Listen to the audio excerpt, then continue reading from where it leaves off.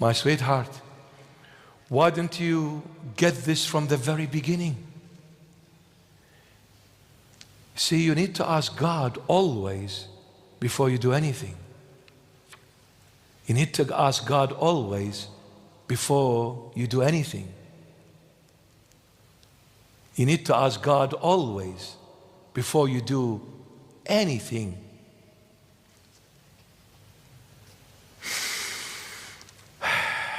Jacob learned his lesson eventually. Joseph is alive. Do I go to see him or not? I, Jacob, will do as you will, Lord. The Lord said, I'm going to throw in a party now. I'm going to enjoy it. I'm going to enjoy this moment. I'm going to cherish this moment.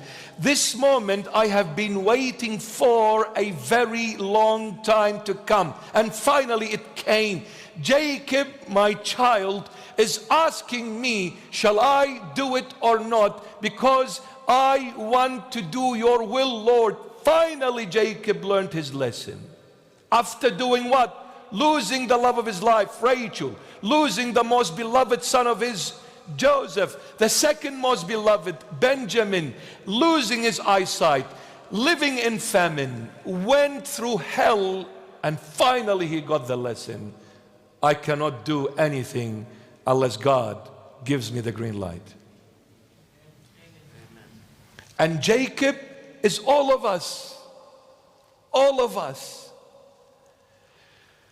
What does it benefit a man if he gains the whole world, yet at the end loses himself? The Lord Jesus says.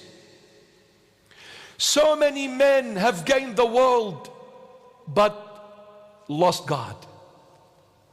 And since they lost God, they lost themselves. Because without God, no one can do it. No one. So many people became famous and died and perished. So many people became powerful and conquering. Emperors build massive empires. They all perished from the face of this planet.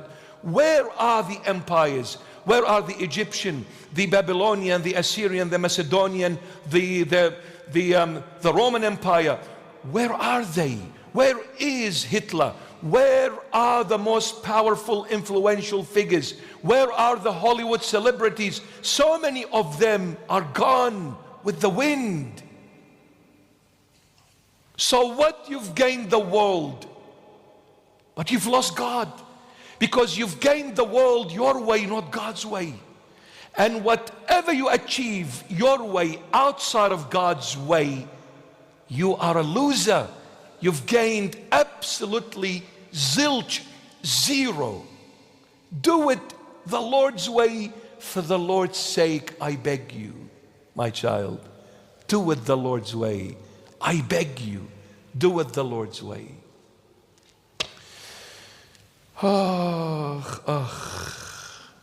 That's in Assyrian. Ouch, that is in English.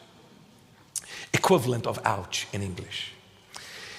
Jacob learned his lesson finally. Joseph is alive, do I go or not?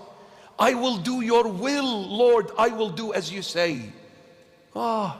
Finally.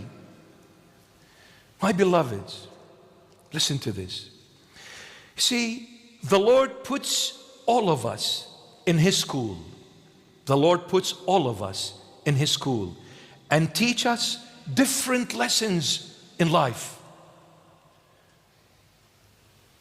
To go through an exam later on. He puts us in His school and teaches us lessons. Why He teaches lessons? Because after the teaching there is an exam.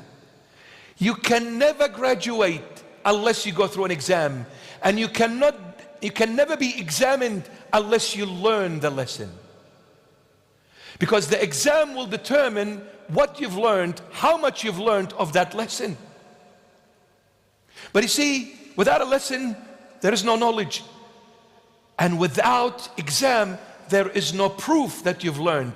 Because the moment God puts you through His school, He will teach you all these different lessons of life in order to later on put you through an exam.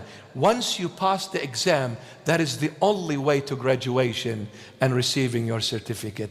Oh, Father, I can't come this Friday because it's my graduation day.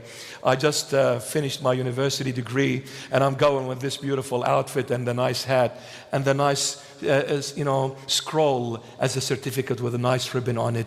And I'll take a photo with the dean of the university. Thank you very much. And this is Mom and Dad. Thank you very much. And your daughter is a doctor now. Your son is a lawyer now. And so on and so on and so on. But isn't it overwhelming with joy when you graduate? But how many years of hard labor did it take? How many long nights of hard studies it took under the lamp and under the light and everywhere? I had sleepless nights, but finally I passed the exam.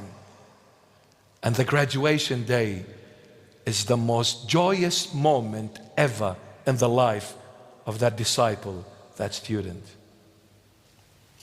Because I did it. There is a song that says, I did it my way. That is the world's lyrics. So wrong, totally. I did it my way. What your way? You better do it Christ's way if you want to live. Christ's way.